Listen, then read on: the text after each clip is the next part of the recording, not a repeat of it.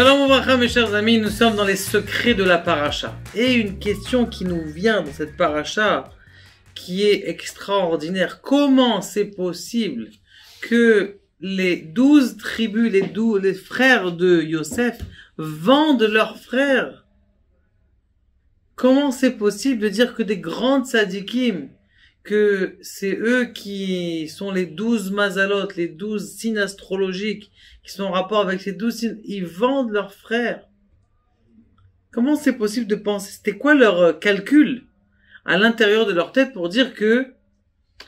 Eh bien, mes chers amis, pour essayer de répondre à cette question, il y a la question d'un internaute, qui n'est pas ma question, qui pose une question comme ça. Il dit, comment ça se fait que des terroristes sont rentrés en Israël, alors que Moshe Rabbeinu n'a pas mérité de rentrer en Israël? Comment des terroristes, des gens qui sont contre Moïse, et qui sont pas du tout au niveau de Moshe Rabbeinu, l'homme le plus parfait du monde, quelle humilité, quelle grandeur! Il faut essayer de se comprendre. Le Moshe Rabbeinu, pendant 40 ans, il était dans une chambre avec une femme, il n'a pas touché, même pas regardé, quand il était roi. Donc, la question qui se pose, c'est un homme parfait comme Moshe Rabbeinu qui a fait qu'une seule faute. Comment lui, il n'a pas mérité de rentrer en Israël, alors qu'il y a plein de gens qui ne mériteraient même pas de vivre. Tous ces, comment on appelle ça, tous ces gens qui sont des terroristes, comment ils ont le mérite de pouvoir rentrer en Eretz Israël? Question pertinente de cet internaute. Pour essayer de répondre à cette question, on va poser encore question comme le derrière des Juifs. Pourquoi Esav, il est sorti avant Jacob? Arrête, Esav, on sait très bien qu'il était le méchant, c'est juste à sa bar mitzvah, au lieu de lire la Torah, il est parti violer une femme fiancée, tuer un homme, voler, donc des choses extraordinaires. Donc c'est la raison pour laquelle, comment c'est possible que Esav, il soit sorti, les deux vont se Yaakov. Autre question, la même chose pour Ishmaël. Comment c'est possible que Avraham Avinu, il attend pendant 90 ans, il se marie avec une femme, et après 90 ans, il attend avec sa femme, Sarah, qu'il a aimée depuis son jeune âge, eh bien, il n'a pas eu d'enfant, mais sa femme, Ishmaël, top, un enfant, 90 ans, il a Ishmaël. Comment c'est possible? Autre question de Parashat Vaishlach. C'est comment ça se fait, comment est-ce possible qu'il y avait, avant que règne la royauté d'Israël en terre d'Israël, comment ça se fait qu'il y a déjà 7 rois? 7 rois de Édom, qui sont marqués à la fin de la paracha la semaine dernière. Ils sont là, ces enfants de Édom, et ces rois de Édom, et ces rois de Édom là, eh bien, ils règnent avant le peuple d'Israël. Comment c'est possible? Il y a une réponse à toutes ces questions-là en une réponse. En une réponse, c'est un même moussag, une même notion. La notion, elle est comme ça. Elle est que, je vais vous donner juste un petit machal qui est très intéressant. Vous savez, dans l'océan Pacifique, il y a des pétroliers qui passent. Malheureusement, il y a quelques années, il y a un pétrolier qui est passé et qui a ouvert ses valves, et dans les plus beaux récifs du monde, eh bien, il y a eu du pétrole. Les plus beaux récifs du monde. Vous savez, l'océan Pacifique, là-bas, où il y a des poissons qu'on connaît, toutes ces îles, c'était impossible, impressionnant. Comment on va faire pour rattraper tout ce... Alors, ils ont eu des idées, puisqu'ils étaient à côté de l'Inde, et que là-bas, ils ont un service de prendre leurs cheveux, de les couper. Ils avaient des quantités et des quantités de cheveux. Ils ont pris tous ces cheveux, ils les ont jetés dans la mer, et vous savez, le cheveu, ça absorbe. Comme le cheveu, ça absorbe, eh bien, grâce à ça, ils ont absorbé tout le pétrole, et puis après, ça passait, quand ils ont mis le filet de pêche, ils ont réussi à tirer tout ce pétrole qui était éparpillé, parce que si c'est des gouttes de pétrole, ça s'en va entre les filets, c'est inattrapable. Mais si le cheveu, il a attrapé la saleté du pétrole, eh bien, c'est pour ça que, grâce à ça, ils ont pu réussir à sauver de nombreuses îles qui étaient... Maintenant, c'est exactement la même chose.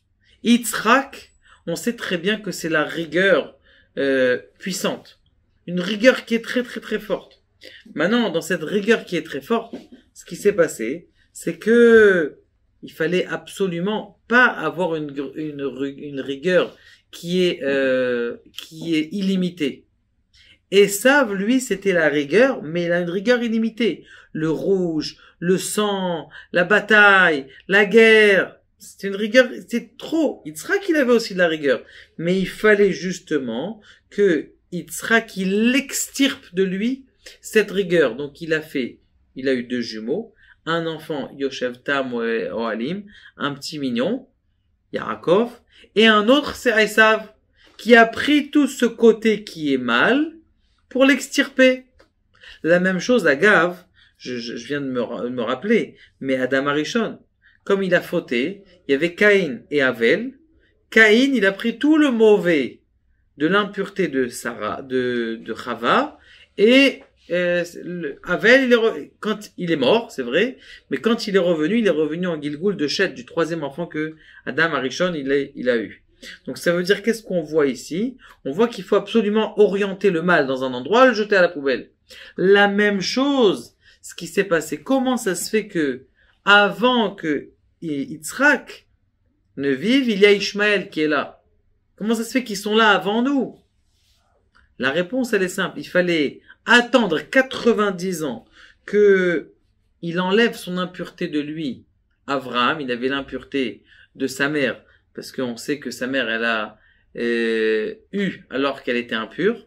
Et donc, il a enlevé l'impureté de sa mère. Il a orienté vers Ishmaël. Et après, là, il a pu faire naître Yitzhak, un être qui est pur. Et donc, c'est la raison pour laquelle il y a, avant comment on appelle ça, la royauté d'Israël, il y a des rois de Édom qui sont avant là.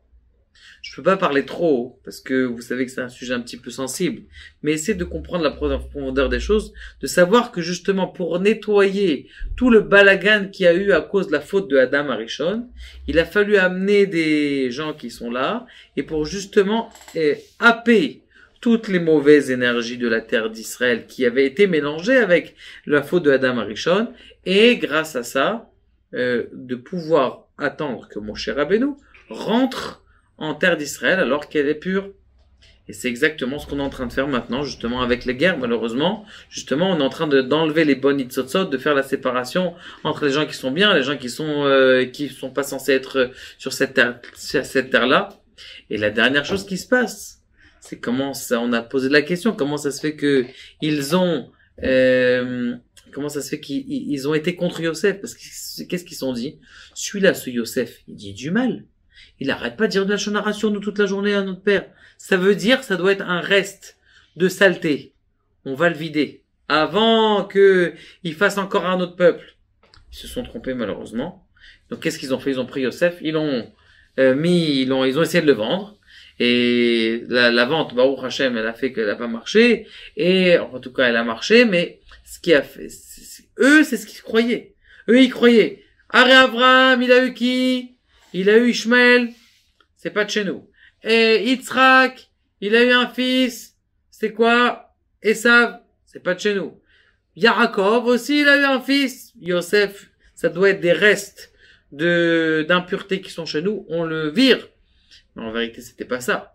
Et c'est pour ça qu'à la fin des temps, à la fin de Parashat Vayechi, qu'est-ce qu'on dit à Yaakov? Yaakov, il dit quoi? Il dit, Shema Israël, Hashem Elokeinu, Hashem Echad. Shema Israël. Vous êtes avec moi? Oui, papa, on est avec toi. Baruch Shem Kevod Malchuto Le'olam Vaed.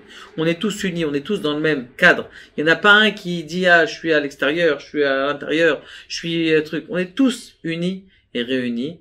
Et c'est ça le message. Le message de savoir que plus on va être unis, plus on va donner de la force à tout le Ham Israël, et plus on va avoir cette union et cette paix qu'on va amener dans le monde, plus le monde il va arriver à son apogée et au Mashiach. Baruch Adonai Le'olam Ed Amen.